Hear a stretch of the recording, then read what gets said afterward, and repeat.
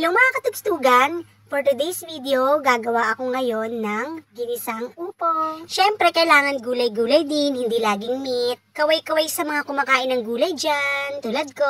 Sa mga hindi kumakain, panoorin nyo na lang ha. Nakita nyo naman, nagisa na ako ng sibuyas, bawang at kamatis. Tapos merong upo at itong sardinas na mega, baka naman. Gumagamit talaga ako ng sardinas, gusto ko talaga mega kasi malaman siya, marami siyang laman. Oo nga, try nyo din. And of course, masarap talaga siya ha. Naalala ko din dati, ito yung niluluto sa amin ni mama. Ganun kasi naman talaga yun, di ba? Kung ano yung hinahain sa inyo ng magulang mo noon, yun din yung hahanap-hanapin mong kakainin mo. Kahit saan ka man mapunta. Nakakamiss rin kasi yung mga ganitong pagkain eh. So after ko hanggisahin yung mga sibuyas, kamatis at bawang, ayan at sinunod ko na nga yung ating sardinas. Then mekos-mekos mo na yan dyan. Mas masarap na mga mare pag maraming kamatis yung nilagay mo. So, nilagyan ko na nga rin ng paminta. Tapos, ito yung patis na pampaalat. Siyempre, Loreens. Baka naman.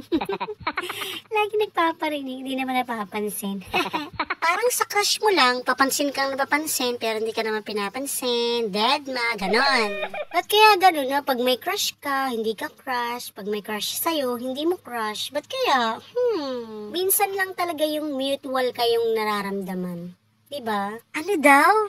Yung mutual yung nararamdaman nyo sa isa't isa, ganon. Alam nyo ba, simpleng ulam lang to, pero maparami talaga yung kain ko nito. Ewan ko lang sa iba, pero sa akin kasi marami ako nakakain kahit gulay yung ulam. Saka isa rin talaga sa mga paborito kong gulay itong upo. Saka talong, sitaw, ampalaya, basta lahat ng mahabang gulay. Charis, basta lahat ng gulay kinakain ko, pero lang ang tahong. Yung tahong, hindi naman siya gulay, pero yun talaga hindi ko kinakain. Share ko lang. Ang layo sa gulay ng tahong eh, no? Ayan, as you can see, nilagay ko na yung 200 pieces na upo. Nabilang. Ay, may lang. Siguro mga 250 ganun. Dagan pa ng 50. Paborito ko rin tong upo sa sinigang. Oo, try nyo din yun. Masarap din yun. Yung gulay ng sinigang is upo. Pero pag ganun yung ginagawa ko, hindi ko na siya sinasamahan ng ibang gulay. As in, upo lang yung gulay niya. Ganun kasi yung niluluto minsan ni mama eh. Walang ibang halong gulay. Upo lang talaga yung gulay ng sinigang. Pero of course, mas madalas yung lutuin niya is sa sinigang, puro gulay talaga. May mustasa, may talong, may okra. Basta ganun. Pero minsan ginagawa niya talaga yung upo lang talaga yung gulay. Masarap naman. Kaya ngayon minsan ginagawa ko kasi nagustuhan ko rin talaga siya. At buti na lang gusto rin siya ni Mister. Nung nilagay ko na nga pala yung upo dito sa ating ginisa, nilagyan ko lang din siya ng tubig para magsilbing sabaw niya. Si Mister kasi naku po, hilig-hilig sa maraming sabaw. Kung nagluluto ka rin nito, mas maganda kapag hindi mo masyadong dudurugin yung mga sardinas. Yung isda ba dun sa sardinas?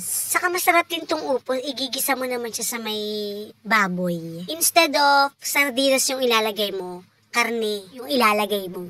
So, after ko nga tinakpan, ayan, malapit na siya maluto. Hihintay ko lang medyo lumambot yung ating upo para okay na siya. Pero sad to say, si Mister hindi mahilig masyado sa gulay. Kaya pag nagluluto ko minsan ng gulay, hindi siya kumakain.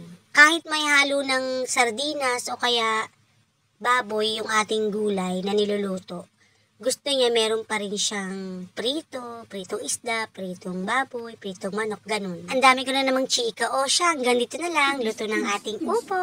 Bye!